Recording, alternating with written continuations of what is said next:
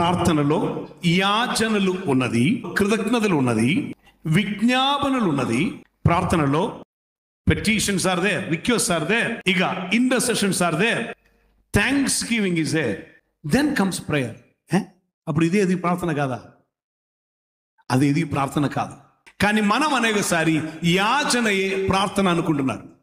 ప్రార్థన అన్నది కమ్యూనికేషన్. శరీరధారి అయిన ప్రేమ ఆత్మ అయిన దేవునితో కమ్యూనికేట్ చేస్తున్నారు. ఎందుకు అంటే ఆయన చెప్తారు, ఈయన చేస్తారు. అందుకే ఆయన చెప్పారు, తండ్రి వలన వినినది నేను మీకు బోధిస్తున్నాను, తండ్రి ఏది చెయ్యమని చెప్పుచున్నారో అది నేను చేస్తున్నాను. సరి అయిన ప్రార్థన దైవ చిత్తం ఎరుగునట్లుగా నేను ఆయనతో సమయం గడుపుటై దేవుడైన యేసు, దేవుడైన ఆత్మతో కమ్యూనికేట్ చేసినది ప్రార్థన.